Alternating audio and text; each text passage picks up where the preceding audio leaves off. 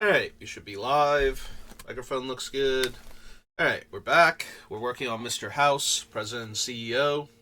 Here he is if you haven't seen him yet. He is from the Fallout Commander sets. And we are at 107 non-land cards, and we want to get that down to 60. So, 47 cuts left to go. Let's go over the list and see where we're at again. See if anything immediately pops out to me that's like, nah, that can go. Looking at it with fresh eyes, maybe a card that I thought was going to stay in just isn't going to. These three non-lands are staying. We're running those. Don't worry about the dual lands if you don't have them. I say this a lot, but especially when we're doing the cleanup and I'm figuring out the lands, dual lands are not actually important if you don't have them and your playgroup doesn't allow proxies. Do not worry about them. But Enlightened and Vampiric are probably staying. We have a lot of tutors, but at the same time, we have a lot of combo pieces that can do really cool things. So making sure we can find any given one of them is super important. It's possible the Grave Pack can go. Like, it's not super necessary. Disciple's one of our combo pieces. I like Lightning Greaves and Swiftfoot Boots for giving Mr. House haste and protecting him. So that way I can immediately start making the robots and treasures, but they're not essential to the deck. I do like having them, though, as a way to protect him. We're not really attacking a lot of the time, but we do want to be able to use our tap-activated abilities consistently, and both of those allow for that. And I don't think we need 1,000-year elixir or anything, but it's possible the 1,000-year elixir is slightly better for our deck than the Swiftfoot Boots specifically. The Lightning Greaves, once they're in play, are free to equip, so that's less mana to do the thing overall. So allows us to hit the ground running a little more consistently. Car Clan Ironworks, Grave Robbers are Graveyard Hate, top because I run too many fetches. Return to Dust, brings a Bright Earth to copy Mr. House. Thornbite Staff to untap him. Thornbite Staff might be able to go. I think we're a lot closer to Thornbite Staff being cuttable than we were when we started. We've lost a lot of random creatures, or creature token makers since then. So the Thornbite Staff is kind of on the chopping block, which is a lot of the reason why the Grave Pact and Dictate of Erebos are kind of on the chopping block too. I think the other one, Martyr's Bond, has a lot more room to stand on than those do because our artifacts are very sacrificable. Like, it's very easy to take them off the table and therefore trigger our thing and make the opponents also lose their artifacts and therefore their artifact creatures. But that's not always super important. Also, we have a couple cards that pay us off for being able to have opponents with large numbers of artifacts in play. The two dragons. The one that makes treasure based on the artifacts our opponents have and costs less to cast because of the artifacts they have, I believe is the rest of it. And the Hellkite that just takes all of their artifacts when it hits them. So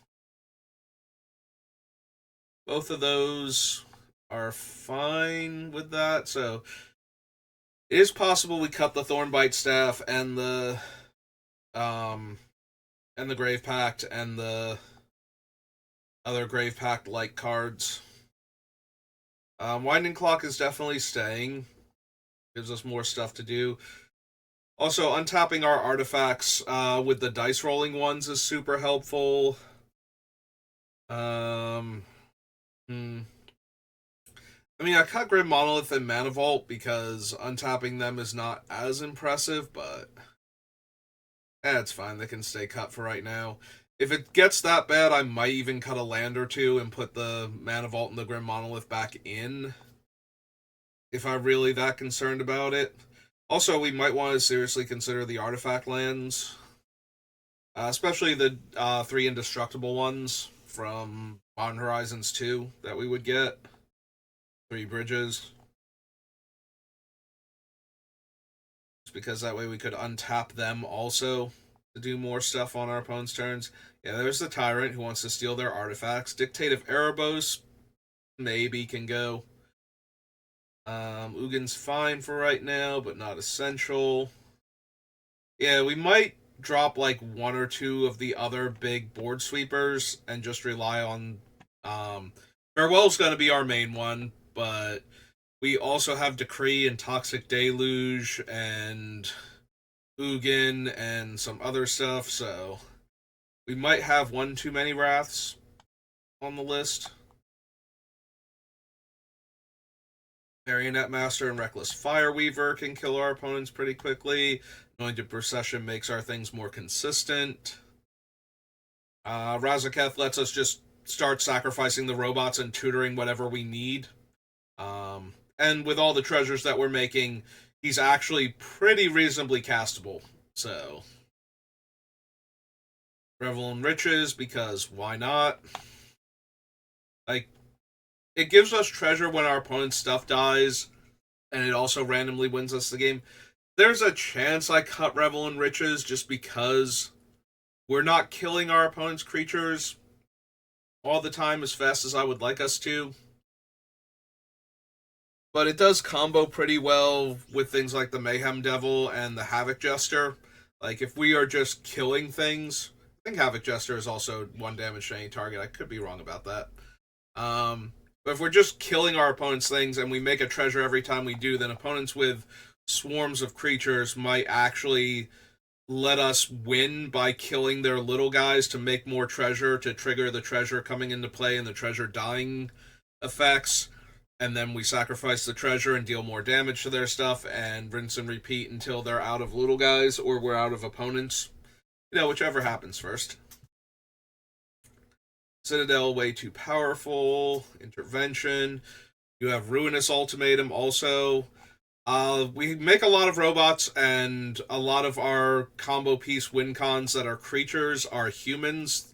Things that are letting us deal damage to our opponents when our artifacts come in or leave. So, in that regard, Winota's probably still good enough. We can cut her, though, because we don't necessarily need her. We have a lot of other just straight tutors that can go grab things. So it's not like she's essential. And she can only look at, like, I forget what it is, the top 5 cards or top 6 cards or something. But we do have a ton of non-humans, and we have enough humans that we would want to get. That being able to keep looking at the top 6 for one of them is probably good enough.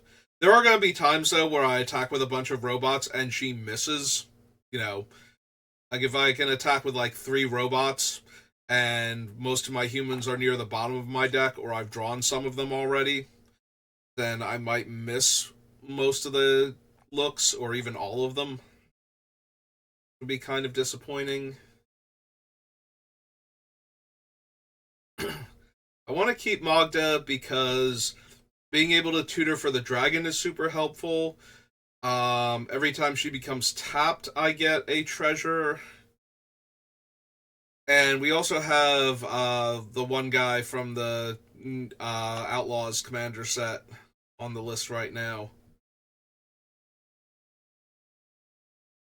Blanking on what his name was, but the one that turns all of your treasures into 3/3 assassins. He himself is a dwarf, so him becoming tapped would also give us treasures. But mostly I like that I can tutor for things like Goldspan and the Deep Cavern and the Copper and Hellkite Tyrant. So I think Magda stays for right now. Do want Barbarian class. Do want Delina. Hoarding Ogre, yes. Deck of Many Things, maybe not. We don't have a ton of card draw. We have a bunch of, like, draw an extra card each turn effects, but only, like, 1 or 2 just draw a whole bunch of cards. Like, we can draw a bunch of cards with the Dockside Chef, and we can draw a bunch of cards with Razaketh, essentially, by sacrificing our creatures to tutor. So those are like the two main ways I can put a bunch of cards into my hand quickly. Everything else is a once per turn thing, but a lot of them are once per turn, not once on my turn. So I should be able to still make enough treasure, or enough artifact tokens or whatever to trigger like Benny and Lochiel and whatnot to be able to draw a card each turn because I'm making a token. So I could see cutting the deck of many things.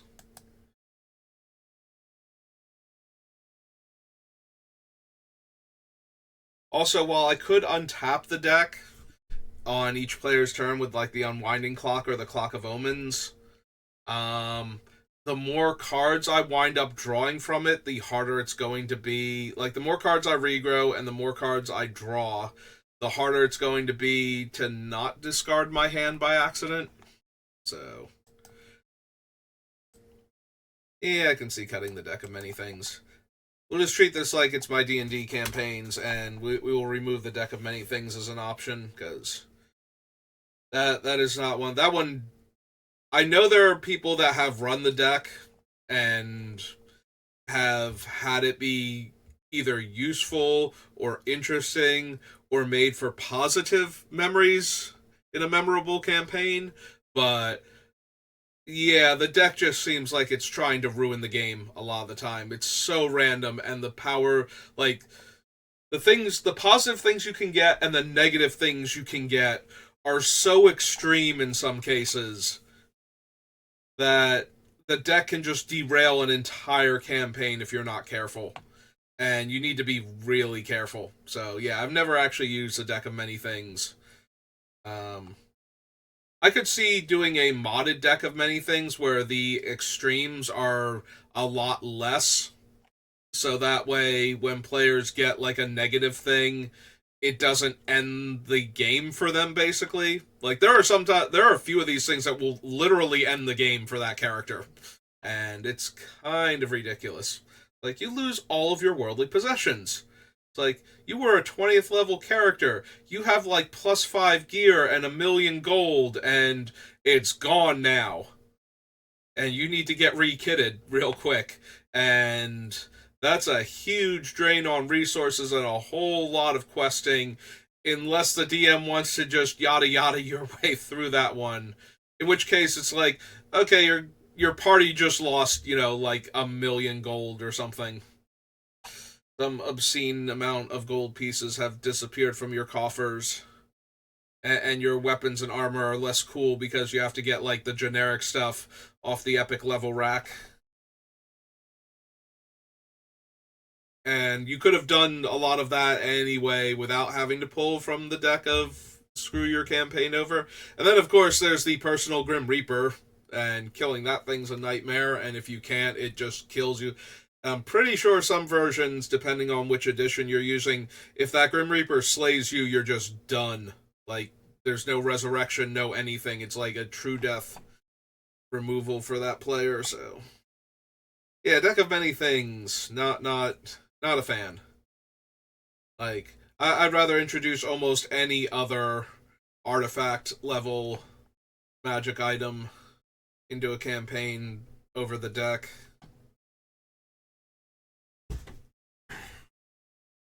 Also, as a player, I don't think I would ever want to use the deck of many things. Like I said, the highs are so high, but the lows are so impossibly low that I don't think it ever balances out to the part where I would be like, no, I want to draw a card from this thing. I want to spin that wheel.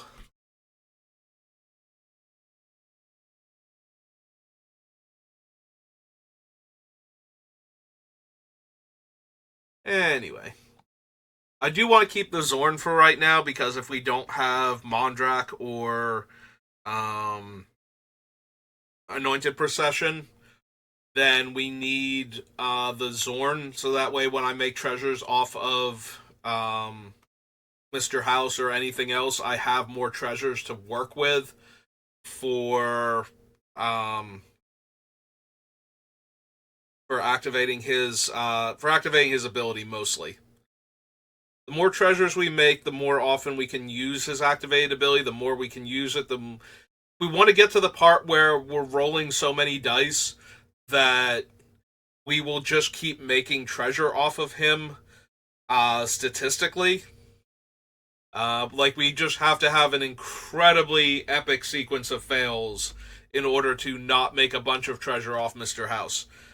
Because once we get to that point, then we're essentially going to be able to go infinite with some of the other cards in the deck, and we just get to win on the spot.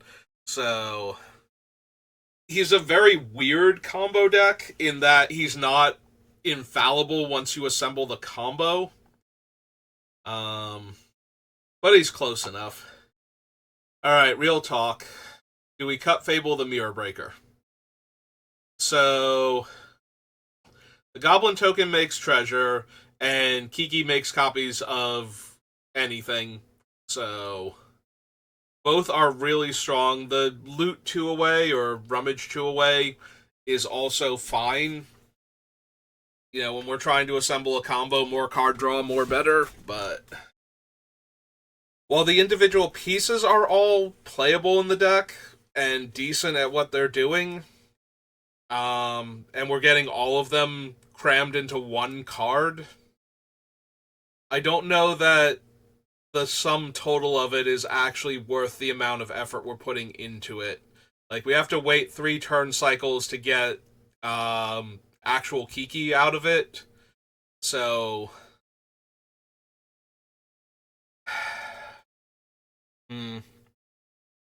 because everything it's doing is fine, right? We're A-okay. Making treasures with the making the Goblin token is fine. We might make more than one Goblin token. Making the treasures is great.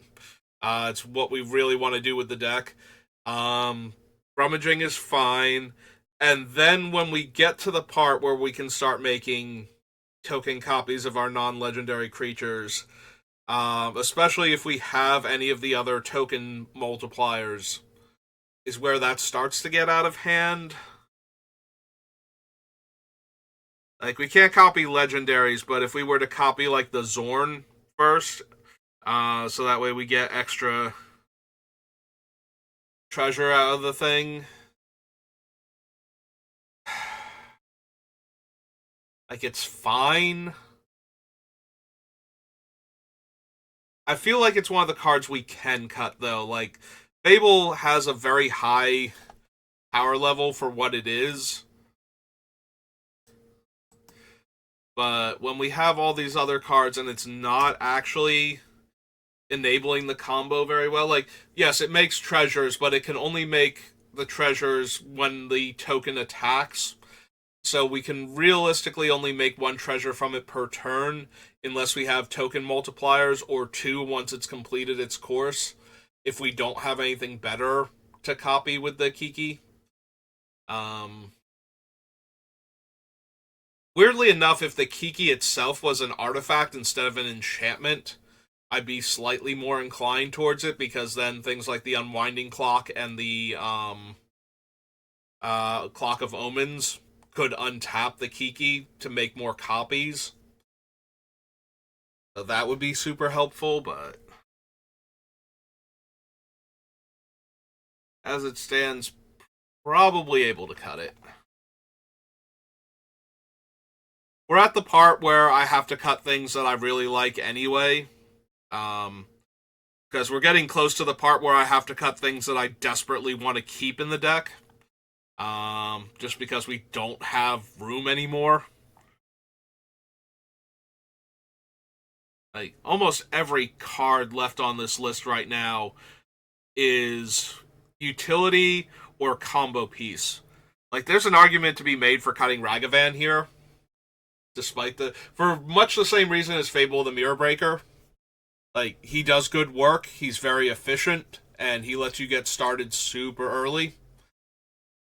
Do we actually need Ragavan, though? Do we want a 1-mana 2/1 Monkey Pirate that has to live and get through for damage each turn in order to do his thing. Like, at least the Fable, the Goblin token doesn't even have to live or deal damage to anything in order to get the treasure. Ragavan actually has to connect.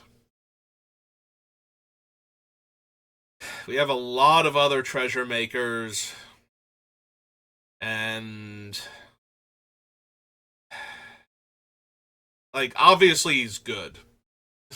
Like, there's no argument that Ragavan is a bad card or anything in the deck, or that he wouldn't be useful, but we need to make room, and I don't know that he's at his strongest when he just...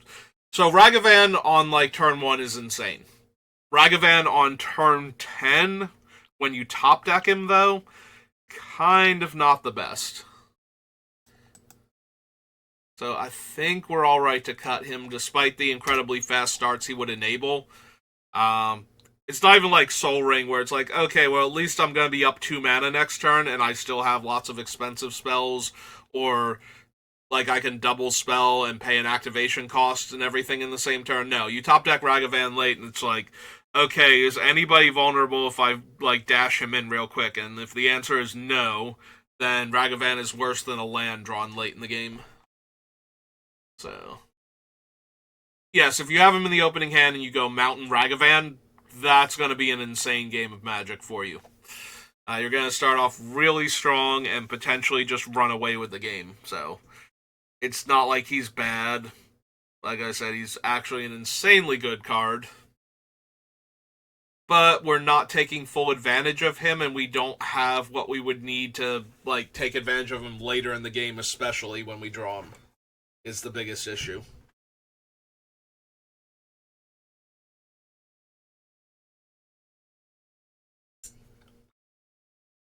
The Manufacturer is just too much of a enabler for the deck. Yeah, if every time we make a treasure, we make 2 other artifact tokens, it's really easy for us to combo off with some of our stuff. Fathom Fleet Swordjack. There's a possibility I wind up cutting. We have 3 creatures like the Swordjack, where when they attack, they deal damage to a player based on the number of artifacts we have in some capacity. Fathom Fleet is the most straightforward in that it just has to attack to do the damage. There's like Sarah Lyons, I think is her name, from the Fallout set, that requires 2 other creatures attack with her, which is pretty easy when we have the robot tokens. If we really need to get that hit in, it's not going to be difficult to do it. Like, if she is attacking for any significant amount of damage from her trigger, then we should have the bodies to back her up to actually get that trigger to go off. And the third one is Alibu, and that one requires our artifacts to be tapped. But it still does a ton of damage. And tapping our artifacts is relatively easy when we have, like, Europe or Aether Grid and Sunshot Militia and whatnot. But he's definitely the weakest of the 3. And it's possible we just cut all 3 of them. If we leave any of them in, it's going to be Fathom Fleet. Like I say, he's the most straightforward, and his Encore makes it so we can hit everybody at least once with him, barring removal before attackers are declared.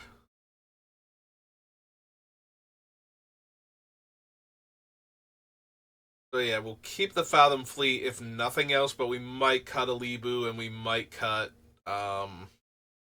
Sarah from the list.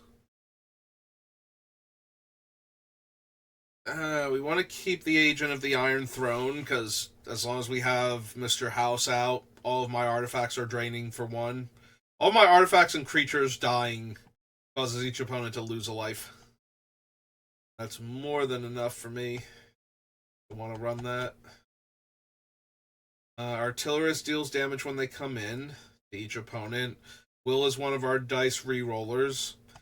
Vexing Puzzle Box is one of our artifact mana sources that lets us roll a die.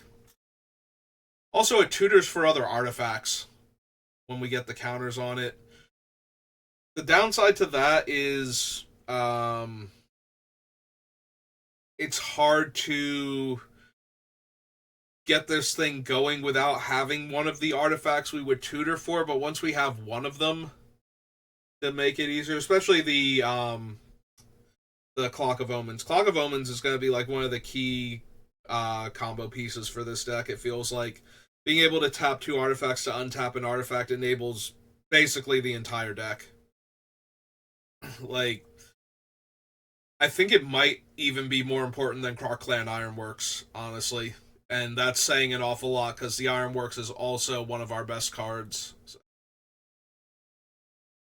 definitely keeping the Extortionist. I was talking about cutting Flawless Maneuver, and that still might be a thing. Just because it doesn't protect our artifacts from anything. And we're not as creature focused as we were when I started. So I could see cutting Flawless Maneuver. It's going to be like one of the last cards we cut, though, because it's just way too powerful. So yeah, I think we're safe to cut Alibu. Deals X damage and scry X based on my tapped artifacts. Yeah. Yeah, I think we're okay to cut Alibu here. We do want to keep Loshio because he's one of our better card draw things. So's Benny. Rose Room Treasure. Make sure that we get a treasure the first two times we make robots on our turn.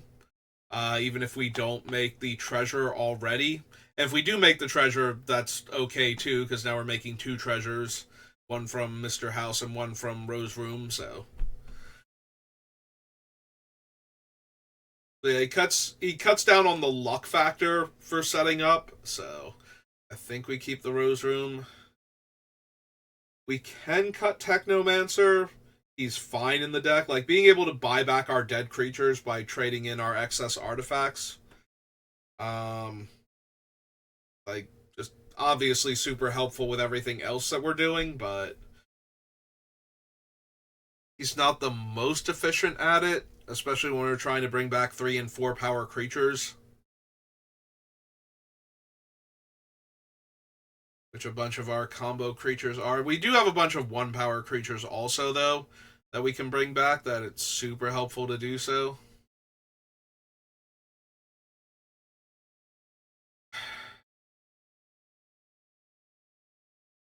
Yeah, I can see cutting him, but we'll let him sit on the list for a little while longer. Brothers War is potentially cuttable. It's very strong, though, with what we're doing. Like, forcing 2 players to murder each other and then finishing them off with the artifact X damage, plus just being able to attack them with our robots afterwards. Like, when both players have been forced to attack each other to death with their own creatures, they probably didn't make a ton of blockers afterwards. Like, they might have put down a couple of creatures, depending on how their deck works. But even if they're a token-heavy deck, they're unlikely to have made, like, more than 3 or 4. So we can probably still finish them off with an army of robots. Clever Concealment is our backup. Nefarious Protection. I want to keep that. Hedron Detonator. Yeah, having my artifacts enter the battlefield, dealing 1 damage to an opponent, and then being able to sacrifice 2 artifacts to exile the top card of my deck is nothing either. Like, it's obviously in here for the first ability, but the second ability is not unusable, so... I can see cutting the Illustrious Wanderglyph. Like, it's perfectly serviceable in the deck. It's guaranteed to make an artifact every single turn, which is super useful.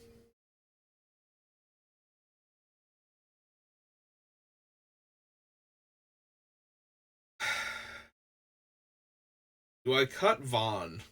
Or Vihan, rather. So, the argument for keeping him is that I play him, and then all of a sudden I have, like, my 10 or 15 treasures represent 30 to 45 points of damage that nobody was expecting to take. So, in that regard, he's very powerful.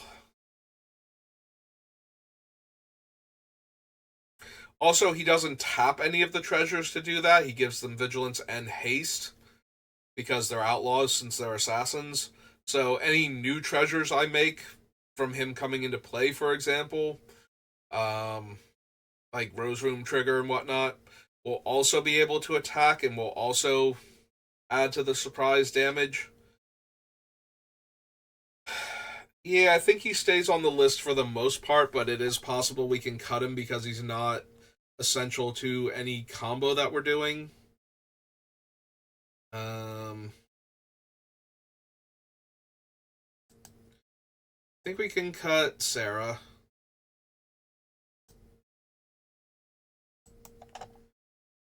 So, much the same reason we cut Alibu. Like I said, I don't think we need her. Luck Bobblehead we're keeping. It's one of the ways we can. It's both a mana rock and a way to roll dice. So, like the one where you can remove 100 counters and get the treasure or get an artifact from your deck is the best one of the three. But Component Pouch and Luck Bobblehead also let me roll dice. So I think we want to keep both of them. Luck Bobblehead is actually the worst since it rolls a d6 instead.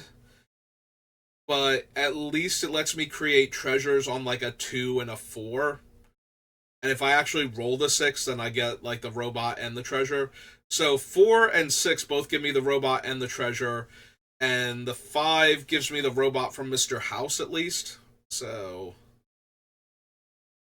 I do think we keep it. The vending machine is just insane. With any of the things that make food tokens, especially if we have the manufacturer. So we can make food from the manufacturer, triggering when we make treasures. We can also get food from the transmutation font. Like we can have that be the artifact that we make. And of course, this thing also makes food. And as we sacrifice the food, probably for mana, for the like from Krark-Clan Ironworks or something, is more likely than any of the other ways we have to sacrifice an artifact. But if we sacrifice the food tokens to those effects, we still make the top treasure, even though we're not eating the food. So that allows us to go infinite pretty easily with the manufacturer, and potentially with the font too. If we double the number of tokens that we're making through any means, then the Clock of Omens lets us untap the font, and then we can eventually sacrifice the food tokens as part of the thing and make more tap treasure tokens, and it just feeds into the whole how the deck is running. So it goes infinite with certain cards, and it helps enable other cards to potentially go infinite. So we're going to keep that.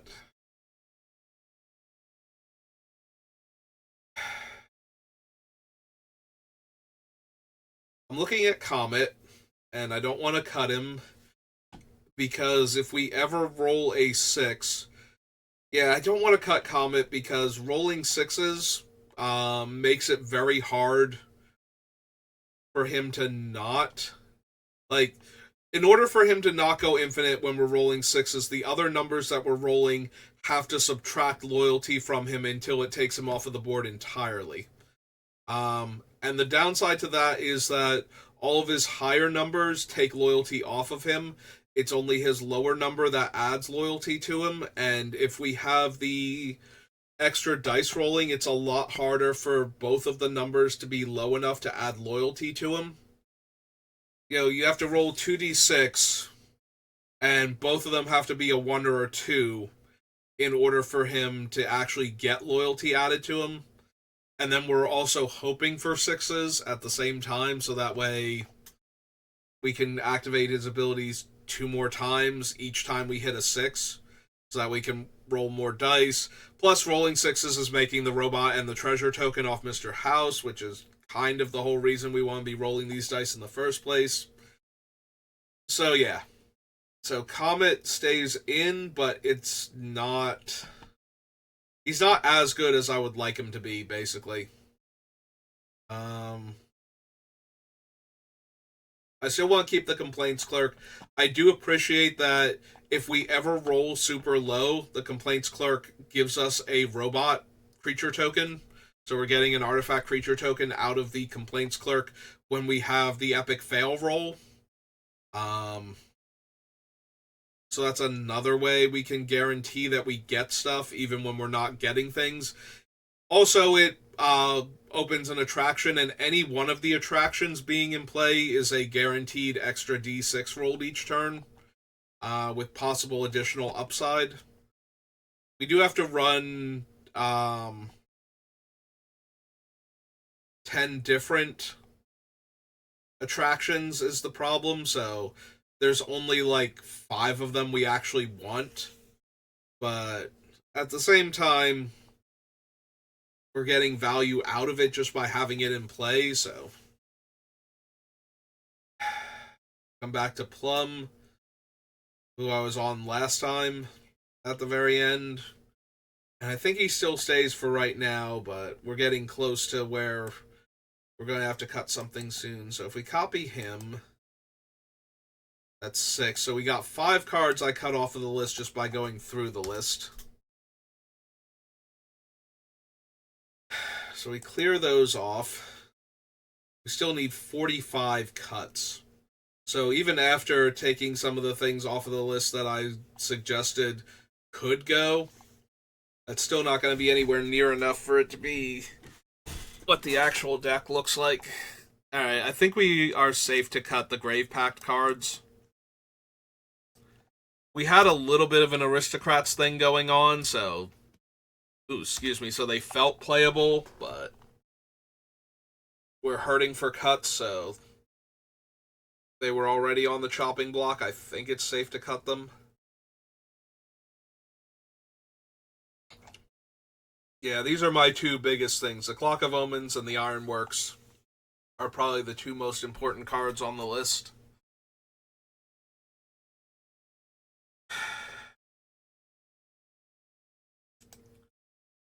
Yeah, maybe this isn't a Thornbite Staff deck. Sorry, Thornbite Staff. I thought I found your deck for you. We want to keep the Unwinding Clock. Oakite Tyrant. Fate of Erebos can go.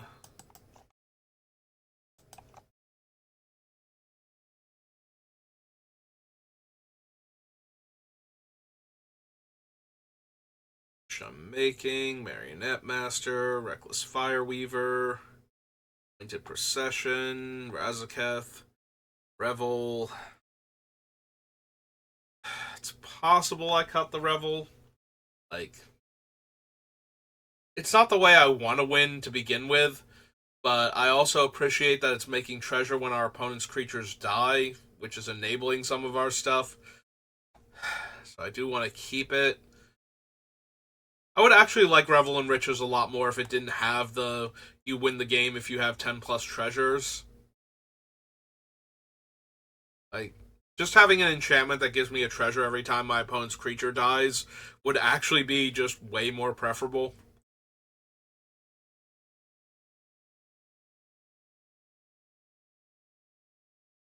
Yeah, we can probably cut the Lithoform Engine. I do like Lithoform Engine. Like, Lithoform Engine is one of my favorite cards. I love making token copies of my permanents because I love making token decks that can then make copies of the tokens that they have, and they're like, I already had a Risk deck before I started doing these streams, and I think I've built like 3 other decks that take full advantage of Lithoform Engine and then making token copies of your tokens. So yeah, love me some Lithoform, but this probably isn't the deck for it. There are things that Lithoform Engine could do, making copies of certain cards that would just be very, very potent, but at the end of the day, I don't think it's actually what the deck needs.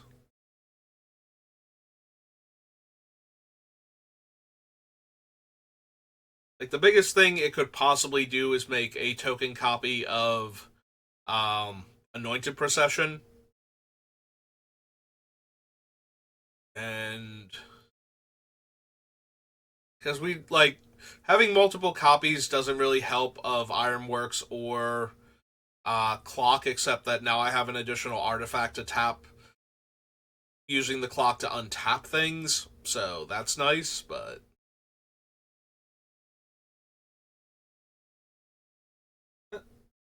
apparently we lost chat for a second there.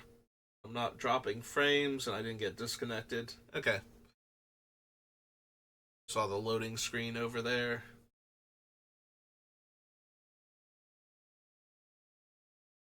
Brilliant Restoration gets our stuff back. Dockside Chef is one of our ways to draw cards.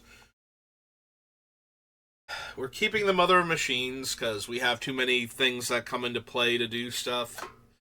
Like, we want to have the things that ping our opponents for our artifacts coming into play trigger multiple times, so I want to keep Lotho, because more treasure, more better. Mirkwood Bats just wins the game outright. It's one of the best. When we're doing a token-based aristocrat strategy, like where it doesn't matter that we're sacrificing creature tokens or non-creature tokens, yeah, Mirkwood Bats is definitely one of the stronger cards we could have. Roaming Throne will copy the triggers from Mr. House to make more robots and more treasure. And it's one of the ones that does it for free once it's in play, so definitely something I want to run in the deck if at all possible. Sunshot Militia. Crime Novelist. Crime Novelist is just too good with the treasures. Like, when you get an extra red mana and buff her every time you sacrifice a treasure, it just gives you so much more mana to work with. And the only other way we could realistically do that is with Goldspan Dragon. Like, that's the only other one we can run as letting our things do that. Unfortunately, we're missing out on Urza and the Harper Druid that gives all of your artifacts tap add green because of our color combination. Yeah, that's the one thing we don't have, is the ability to make our things make mana on their own. Like, we don't have until end of turn, your artifacts have tap add 1 mana. You know, even colorless would be great, because then Mr. House would almost definitely be able to go infinite if every time we could just tap the treasure for mana instead of having to sacrifice it.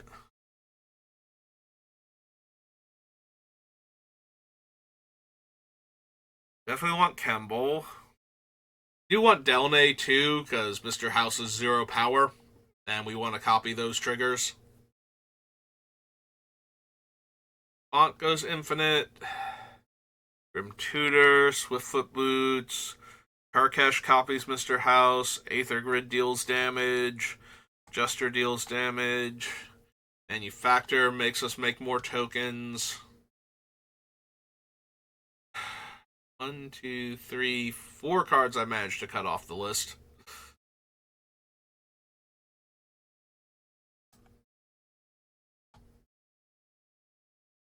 Yeah, I think we can cut the Martyr's Bond.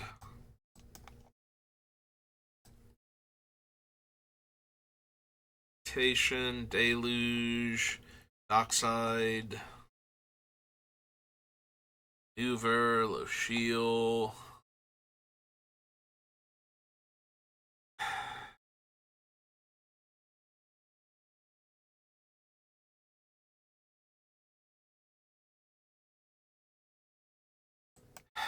Oops. It could be Celebrate 1000. It does roll 2 dice every turn, though.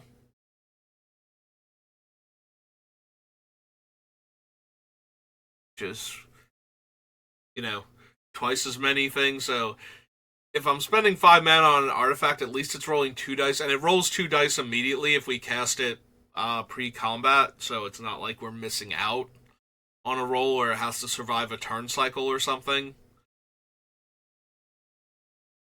And then we're getting the bonus effect of having rolled 2 dice.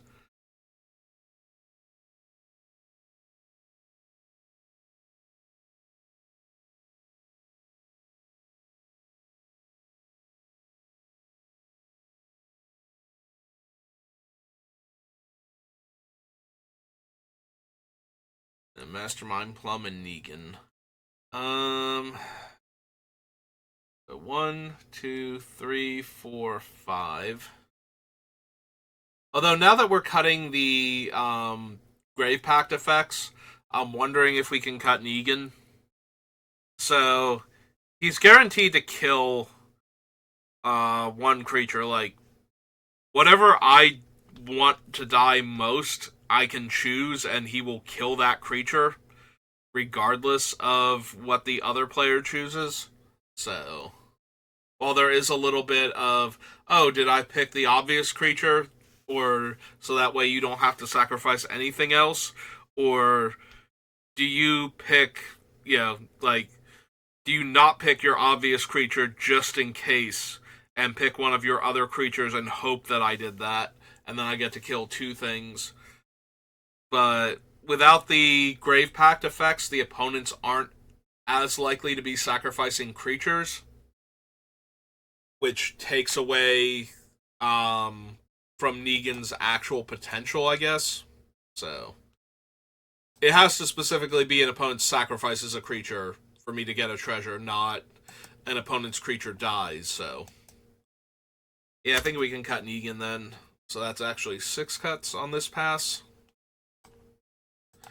Brings us down below 100. That's pretty decent.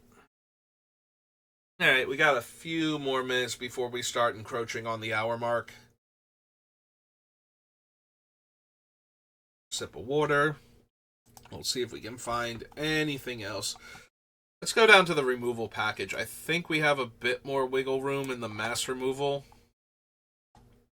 Yeah. Already cut Caesar off the list. We got rid of a lot of the non-token creatures or non-artifact creature tokens.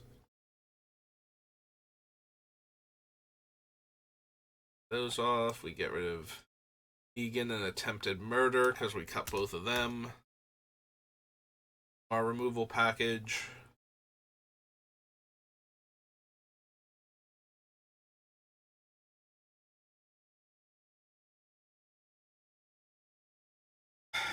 So do we need Return to Dust and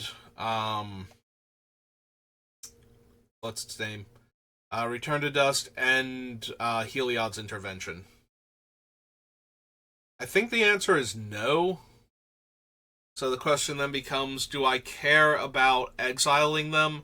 And when I have access to Rite of Oblivion, Anguished Unmaking, and Unexplained Absence, and Utter End, yeah, I don't think I need more exiling effects. I'd rather have a more efficient way, to destroy all of my opponent's stuff. So I think we can cut the Return to Dust. And I'm wondering if we can cut the Bedevil when we have so many catch-all removal spells. I think that would be it for targeted removal. I don't want to go any lower than that, but we have enough individual catch-all removal spells that we should be fine. So then the question becomes, do we have too many wrath effects? Because we have Decree, Ugin, Ruinous Ultimatum, Farewell, and Toxic Deluge. So that gives us 5 different mass removal spells of varying degrees of power.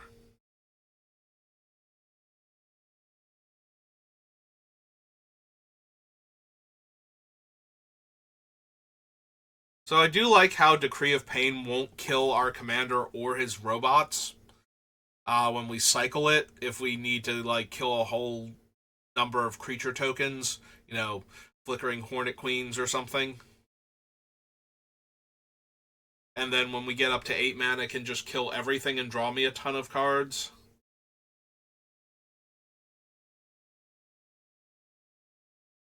But I feel like either it or Ugin should probably go.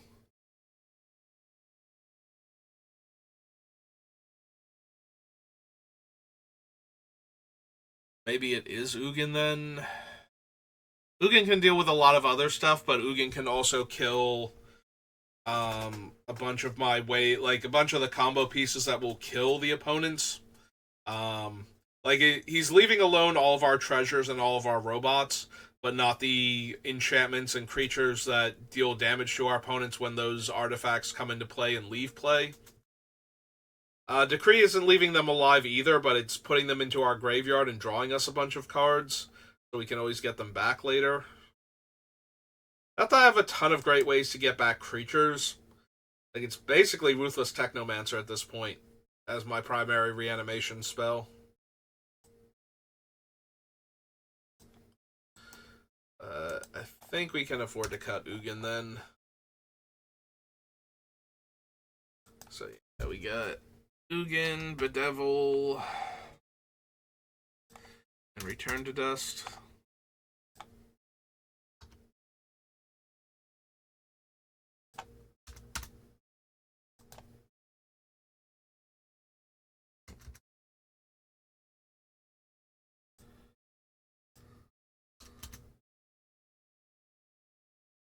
Alright, so we cut those three off the list. That brings us down to 96. And yeah, now we're just past 50 minutes, so I think that's a good place to stop.